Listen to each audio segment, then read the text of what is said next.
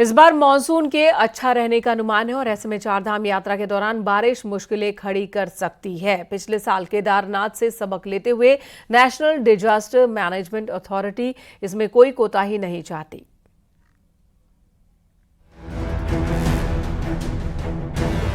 पूरे देश में इस बार मानसून सीजन अच्छा रहेगा। मौसम विभाग का ये पूर्वानुमान भले राहत देने वाला हो, लेकिन 15 जून से शुरू होने वाला मानसून सीजन उत्तराखंड में आफत भी बरपाता है। वहीं खराब मौसम के साथ चारधाम यात्रा में आने वाले श्रद्धालुओं के साथ सरकार की चिंता भी बढ़ जाती है। बरसात में सबसे ज्यादा डर केदारनाथ पैदल रूट पर होता है, जहां सोनप्रयाग से केदारनाथ के बीच पैदल रास्तों पर हजारों श्रद्धालु चलते हैं। पिछले साल 31 जुलाई को आई आपदा के बाद केंद्र और राज्य सरकार को ऑपरेशन चलाना पड़ा, तब जाकर लोगों को सुरक्षित निकाला जा सका। आपदा के ऐसे हालात में सभी एजेंसियां अलर्ट रहे, एक एक यात्री सुरक्षित रहे, इसकी मॉनिटरिंग राज्य सरकार के साथ केंद्र सरकार भी कर रही है। और 24 अप्रैल को नेशनल डिजास्टर मैनेजमेंट अथॉरिटी की निगरानी में मॉक ड्रिल होगी। हमारा मॉक एक्सरसाइज 24 अप्रैल को संभावित है। उसमें हम लोग एक एक पहलू पे ध्यान देते हुए मॉक ड्रिल कराएंगे। कई तरह के सिनेरियो क्रिएट करेंगे। जितने प्रकार की आपदाएं आ सकती हैं, उतनी प्रकार की आपदाओं के लिए हम अपना सिनेरियो क्रिएट करके देखेंगे कि हमारा रिस्पांस किस तरह से रहता है, लोग किस तरह से काम करते हैं, कहाँ पे कमियां रह गई हैं, जो कमियां रह गई हैं उसका क्या समाधान है, किस तरह से उसको हम बेहतर कर सकते हैं। तो उसमें बोला गया कि 105% या उससे अधिक रहने की ज़्यादा संभावना है। उसमें करीब 57% ऐसा प्रोबेबिलिटी बन रहा है कि वो जो है अबव नॉर्मल रहनी चाहिए। तो 105% या उससे अधिक जो है जो रेंज जो है, अगर मैं कहूँ 100% तो 87 सेंटीमीटर जो है हमारा जो एवरेज रेंज है वो मिलना चाहिए। 30 अप्रैल से 4 मई के बीच चारों धाम के कपाट खुल जाएंगे, तो 15 जून से प्री मानसून की बारिश शुरू हो जाती है। ऐसे में मानसून अगर ठीक रहा तो बरसात में मुश्किलें बढ़ना तय है। इसी को देखते हुए नेशनल डिजास्टर मैनेजमेंट अथॉरिटी चाहती है कि चारों धाम और यात्रा रूट पर वक्त पर पूरी व्यवस्थाएं की जाएं। सभी एजेंसी पूरी यात्रा में कोऑर्डिनेशन से काम करें। ट्रैफिक से लेकर क्राउड मैनेजमेंट का काम सही तरीके से हो। होल्डिंग पॉइंट्स में यात्रियों के रुकने ठहरने की पूरी व्यवस्था हो। वहीं हेलीकॉप्टर से लेकर एयर एम्बुलेंस की तैयारी पूरी हो।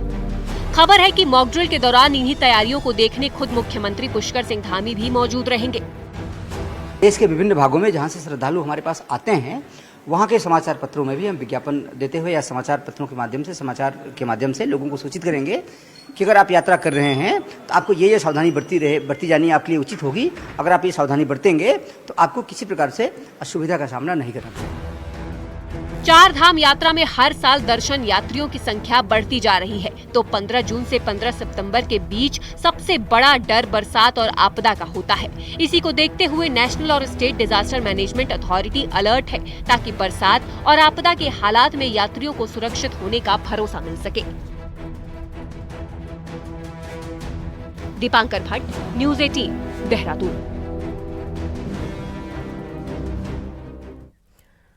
सिर्फ 2 सेकंड में एक शख्स अचानक गिरा, फिर उठा ही नहीं। कैमरे में कैद हुआ मौत का साइलेंट अटैक।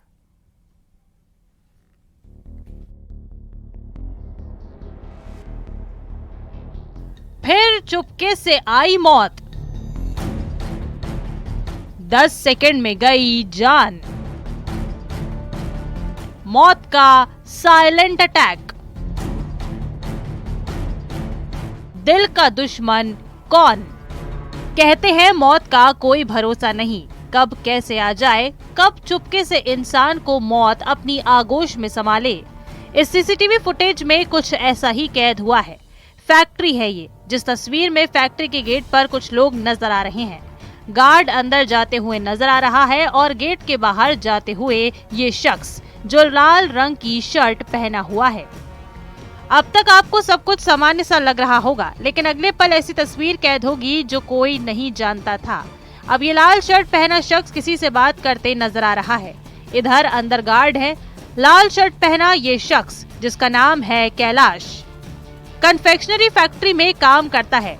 ड्यूटी करने आया, गेट के अंदर जाता है, गार्ड से कुछ कहता है और अगले ही पल वो तस्वीर कैद हुई जो दिल दहला देगी। अचानक कैलाश बेसुध होकर धड़ाम से गिरता है। किसी को कुछ समझ नहीं आया, हो सकता है थोड़ी घबराहट हो, थोड़ी बेचैनी हो, लेकिन कैलाश गिरा तो उठा ही नहीं। फौरन फैक्ट्री वाले उसे अस्पताल ले गए, लेकिन जान बचाई नहीं जा सकी। इंदौर के बाणगंगा थाना इलाके का ये मामला है। ऐसा पहली बार नहीं हुआ है, कई बार मौत के साइलेंट अटैक की कई तस्वीरें सामने आ चुकी हैं। कभी कोई कथावाचक मौत के मुंह में समा गया, तो कभी कोई योग गुरु। आखिर दिल क्यों है बेचारा? अपने दिल का रखिए ख्याल। इंदौर में मिथिलेश गुप्ता के साथ न्यूज़ 18 के लिए ब्यूरो रिपोर्ट।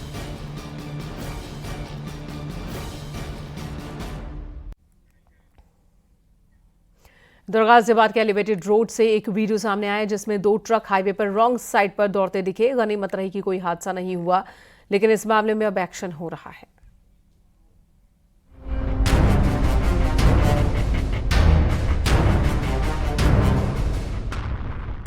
आपको यह हादसा तो याद होगा, करीब 2 साल पहले दिल्ली मेरठ एक्सप्रेस वे पर रॉन्ग साइड से एक बस आई और उसकी एक कार से टक्कर हो गई थी। इस हादसे में कार में सवार परिवार के 6 सदस्यों की दर्दनाक मौत हो गई थी। वहीं इस हादसे के कुछ वक्त बाद गाजियाबाद के एलिवेटेड रोड से भी ऐसी ही कुछ तस्वीरें सामने आई थी। जब रॉन्ग साइड में एक कैंटर दौड़ा चला जा रहा था, उसके चालक ने करीब 8 किलोमीटर तक कैंटर को भगाया।